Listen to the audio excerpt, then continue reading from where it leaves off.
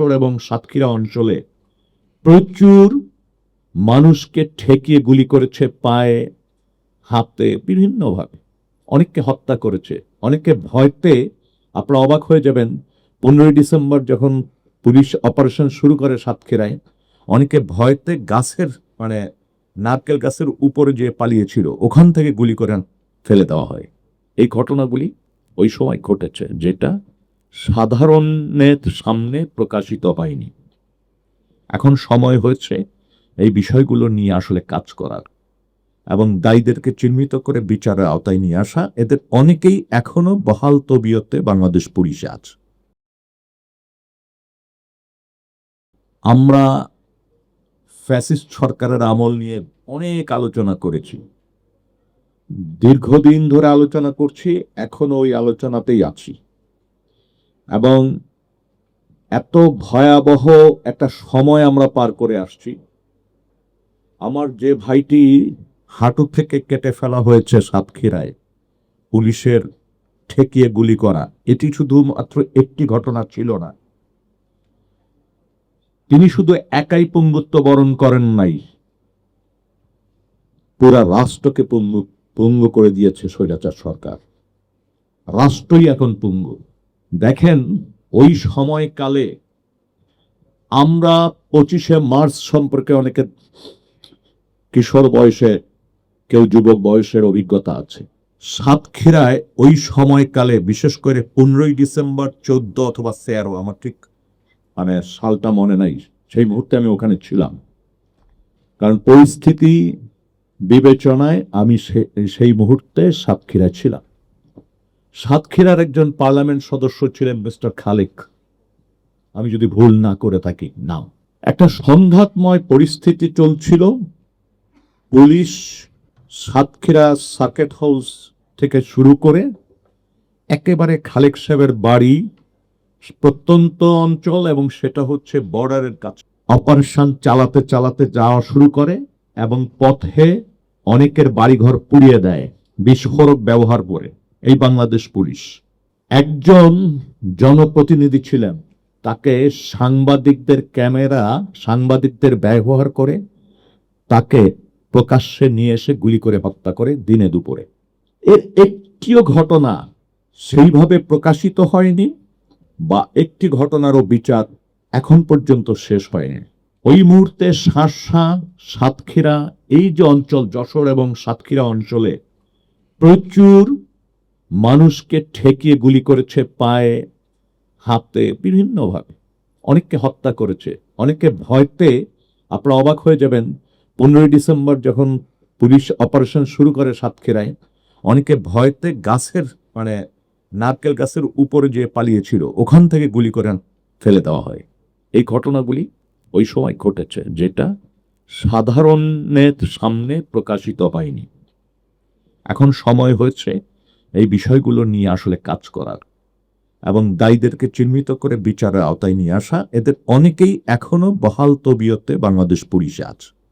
আমি জানি না, রাজনৈতিক দল যখন নিপীড়নের শিকার হয় আর যখন তারা ক্ষমতায় বসেন, ওই সময়কার কোনো অপরাধ নিয়ে তারা সোচ্চার হতে চান না। এটার কারণ কি এরকম যে ক্ষমতায় টিকে থাকতে হলে বাহিনীগুলির সমর্থন লাগবে, না অন্য কোনো কারণে? কারণ দেখেন, এখন যারা ক্ষমতায় আছেন তাদের অনেকেই নীতি নির্ধারক পর্যায়ে মন্ত্রী সহ পার্লামেন্ট সদস্য আছেন। তো তাদের উপর দিয়ে ঘটে যাওয়া ঘটনাগুলো নিয়ে যেভাবে তাদের সোচ্চার হওয়ার কথা, প্রশ্ন তোলার কথা, তারা কিন্তু সেগুলি করছেন না। বরং ওই বিচার যাতে শ্লথ হয় বা দুর্বলভাবে উপস্থাপন হয় ঘটনাগুলো, আমার ব্যক্তিগত সন্দেহ যে সেরকম প্রচেষ্টা গভীরভাবে নেওয়া হচ্ছে, যার জন্য আমরা অনেক সময় দেখি বলিষ্ঠ ভূমিকা গ্রহণ করেছিলেন যারা, তাদেরকে পাশে সরিয়ে ফেলানো হচ্ছে। পুরো বিষয়টাকে এখন দলীয় এবং ক্ষমতায় থাকার জন্য একটা আপোস ফর্মুলার দিকে যাচ্ছে। গুম সংক্রান্ত যে অনুসন্ধান কমিশন হয়েছিল, সেইখানে কাজ করার অভিজ্ঞতা নিয়ে এখানে আমরা 3 জন আছি, আমাদের প্রেসিডেন্ট এবং আমার আরেক সহকর্মী কমিশনার এখানে আছি। আমরা কম বেশি 1800-র উপরে অভিযোগ পেয়েছিলাম, তার ভিতর যাচাই বাছাই করে 1500-র উপরে অভিযোগ নিয়ে আমরা কাজ শুরু করেছিলাম। অনেকগুলো কাজ সম্পন্ন করেছি, কিছুটা অর্ধসমাপ্ত আছে। এবং যে ভয়াবহতা দেখেছি আমরা এবং শুনেছি, জেনেছি, কোনো কোনো ক্ষেত্রে দালিলিক প্রমাণ সংগ্রহ করেছি। এবং এটির যদি সুষ্ঠু বিচার করা না যায়, এবং এই সুষ্ঠু বিচারের সবচেয়ে বড় বাধা যদি এরকম হয় যে সুষ্ঠু বিচারটা করতে গেলে আমার ক্ষমতা নড়বড়ে হয়ে যেতে পারে বা অন্য কোনো, তাহলে কিন্তু ভবিষ্যতে আমার নাগরিককে রক্ষা করার কোনো সুযোগ, রক্ষা কবচ কিছুই থাকবে না। আমরা যদি এই শুধুমাত্র এই একটি কাজ সঠিকভাবে সম্পন্ন করতে পারি, তাহলে কিন্তু এই যে যে ঘটনাগুলো আমরা শুনছি, কাঁদছি, কষ্ট পাচ্ছি, এইটি হয়তো ভবিষ্যতে আমাদের পেতে হবে না। ভবিষ্যতে হয়তো এই ধরনের কনফারেন্সে আমরা আরো সুন্দর সুন্দর কথা বলতে পারবো, কষ্টের জায়গা থেকে সরে এসে ভবিষ্যৎ সুন্দরের জন্য অনেক কথা বলতে পারবো। দুর্ভাগ্য যে আমাদেরকে সারাদিন ব্যাপী বসে কাঁদতে হবে, এরকম কথা শুনতে হবে, কাঁদতে হবে, নিজের কাছে নিজে প্রশ্ন করতে হবে এবং একটা অনিশ্চিত ভবিষ্যৎ নিয়ে বাড়ি যেতে হয়। দুর্ভাগ্য পিছু ছাড়ছে না আমাদের। আমরা 15.5 বছর নিয়ে অনেক আলোচনা করেছি, এখনো করতে পারবো, কিন্তু এই যে গেল কিছুদিন ধরে যা ঘটছে সেগুলো নিয়ে কি আমরা কথা বলছি? আমি জানি না এখানে অনেক বিশিষ্ট লয়াররা রয়েছেন যারা প্রতিদিন আদালতে যান। আমরা আজ স্বাধীন হয়েছি 54-55 বছর হয়ে গেল। আমাদের বিভাজনগুলি, বিভেদগুলিকে আমরা সরিয়ে রাখতে পেরেছি, নাকি ওইটাকে আরো চাঙ্গা করে কিভাবে শুধুমাত্র ক্ষমতায় থাকার জন্য ফায়দা মানে সুবিধা নেওয়া যায় সেই কাজটি করছি? এটি একটু চিন্তা করার আজকে মনে হয় সময় এসছে। আমরা বিগত কয়েকটা যুগ পার করে এসেছি শুধুমাত্র স্বাধীনতা চেতনা, মূল স্বাধীনতার স্পিড থেকে বাইরে যে দলীয়ভাবে বিবেচনা করে যে চেতনা আমরা তৈরি করেছিলাম সেটা দিয়ে বিভাজন করেছি এবং কথায় কথায় মানুষকে হত্যা করেছি, নিপীড়ন করেছি, নির্যাতন করেছি, অনেক ঘটনা আমরা ঘটিয়ে ফেলেছি। এখন আবার ফ্যাসিস্টের দোসর, আওয়ামী লীগের দোসর বা এই ধরনের স্বাধীনতার মানে অনেক বিষয় নিয়ে একই কাজ কিন্তু আমরা করছি। সাম্প্রতিককালে আমি দেখছি, আমার পছন্দ নাও হতে পারে, একজন মানবাধিকার কর্মী, আমি কোন দলীয় দৃষ্টিকোণ থেকে প্রশ্নগুলি তুলছি না, একজন মানবাধিকার কর্মীর দৃষ্টিকোণ থেকে প্রশ্নগুলি তুলছি। আদালতে এমন কিছু মামলা দেখছি মনে হচ্ছে যে এই মানুষগুলোকে আটকিয়ে রাখার জন্য এই ধরনের মামলায় তাদের সংশ্লিষ্টতা দেখানো হচ্ছে এবং সেখান থেকে যদি তিনি উচ্চ আদালত থেকে জামিন পান, পরবর্তীতে দেখা যাচ্ছে সোন অ্যারেস্ট বা পেন্ডিং মামলায় তাদেরকে দেখিয়ে দেওয়া হচ্ছে।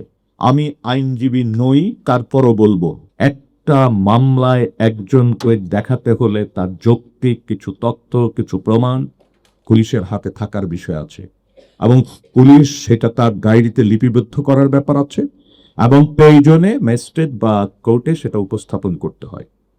আমরা তো দেখি জেলখানার গেটেই ওইটা চলে যায়। সোন অ্যারেস্ট, এই যে বিষয়গুলি, এটি কত ভয়াবহ রূপ ধারণ করেছে আপনারা একবার চিন্তা করুন। এবং এইভাবে যদি দেশ চলতে থাকে, ক্ষমতার পালাবদলের সাথে সাথে এই জিনিসগুলিও যদি হতে থাকে, তাহলে আমরা কোথায় যাব? হ্যাঁ, একটা জিনিস হতে পারে যে মানবাধিকার কর্মী, প্রজেক্ট, এনজিওর কাজ এগুলি বেড়ে যেতে পারে এবং সেটার সাথে সাথে আমাদের জীবন্ত থাকার সুযোগ অর্থনৈতিক দিক দিয়ে থাকতে পারে। দেশের মানুষের কি থাকবে? দেখেন, আমরা এত লড়াই সংগ্রাম করলাম, 5ই আগস্টের পর বললাম, কমিশন করলাম, যার গুম হবে না, গুম করতে দেওয়া হবে না, গুম শব্দই থাকবে না। দেখেন তো 2 মাস আগে, আজ থেকে 2 মাসের কিছু উপরে, 2-4 দিন বেশি হতে পারে, মোংলা নামক একটা জায়গা আছে বাগেরহাটে, সেইখানে আপনারা যদি গত 20-30 বছরের ইতিহাস খোঁজেন তাহলে দেখবেন সুন্দরবনের মাটিতে কত মানুষ জীবিত দাফন করা হয়েছে আপনারা চিন্তাও করতে পারেন না। জীবিত জীবিত মানুষকে মাটি চাপা দেওয়া হয়েছে নানান সময় নানান অপারেশনের নামে। এটি শুধু 20 বছর না, এটি 50 বছর ধরেই চলে আসছে। এবং এই যে বনদস্যু নিধনের নামে যে অপারেশনগুলি, আমরা কি কেউ এটার পিছনে সামনে কোনো ঘটনা খোঁজার চেষ্টা করেছি?